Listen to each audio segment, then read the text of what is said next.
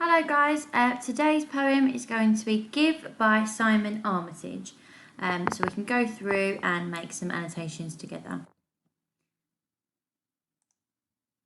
So first of all, a little bit of context about Simon Armitage. He was born in 1963 in the village of Marsden and lives in West Yorkshire in England. He is a graduate of Portsmouth University where he studied geography. As a postgraduate student at Manchester University, his master's thesis concerned the effects of television violence on young offenders. Until 1994, he worked as a probation officer in Greater Manchester.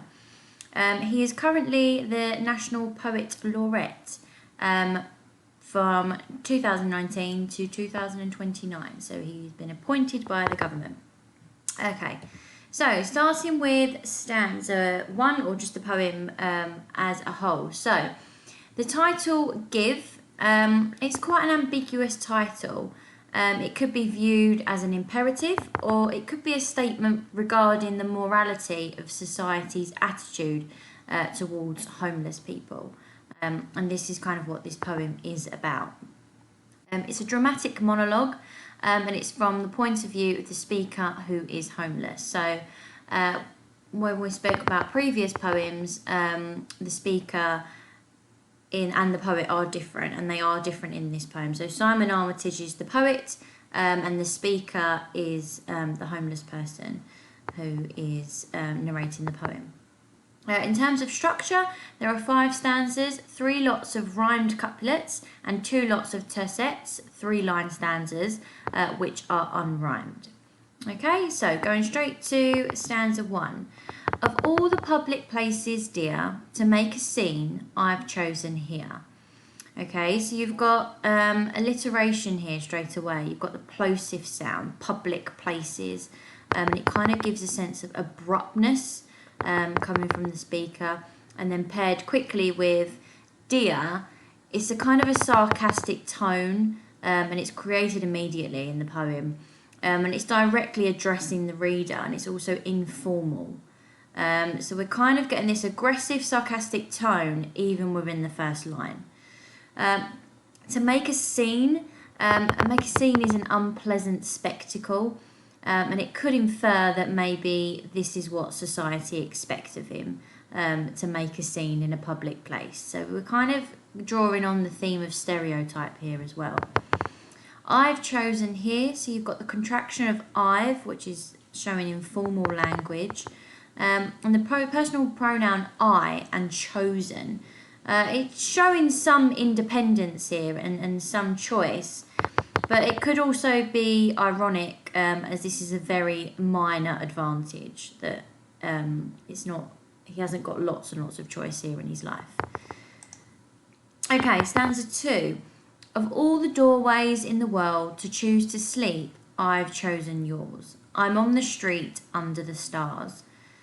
So, of all the doorways in the world, it's a hyperbole, and it could be irony again, as it suggests that he's got so much choice. But it's not really a choice people want to have, because sleeping in a doorway it's a derogatory position. It's showing his vulnerability. Then we see the word choose and chosen again. So it's kind of repeated throughout the poem. So it's showing that this could be a recurring theme. That he's kind of acting like he's got lots of choice, but actually this might not be the case, and he might be trapped within being homeless. We've got the direct speech again to the reader. I've chosen yours. Perhaps the speaker is unifying society and their views. Maybe he's putting the reader and society in one big bubble together. They all have the same views, and I think this is what he's trying to do. I'm on the street under the stars. So this is a paradoxical couplet, so it contradicts.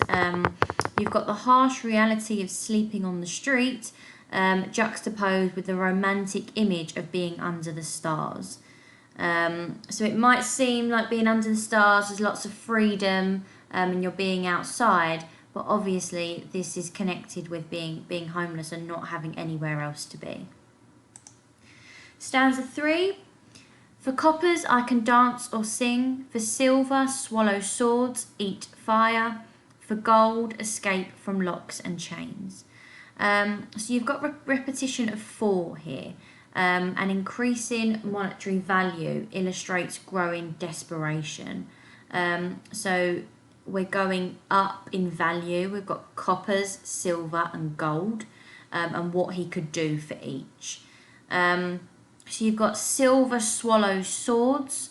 You've got the sibilants there, which could portray hisses of anger and resentment because of what he feels like he had to do to achieve silver. And eat fire, which is obviously something that would need a lot of training and increased skill. You've got dance or sing. It kind of portrays a lack of dignity, that he would have to do those things for such little money, but he would have to kind of perform, and it also kind of sees him in a derogatory manner. Then for gold, escape from locks and chains.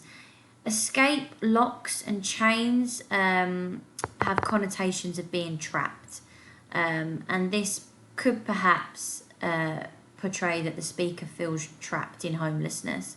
He cannot see a way out, and he might need help in order to get out of being homeless.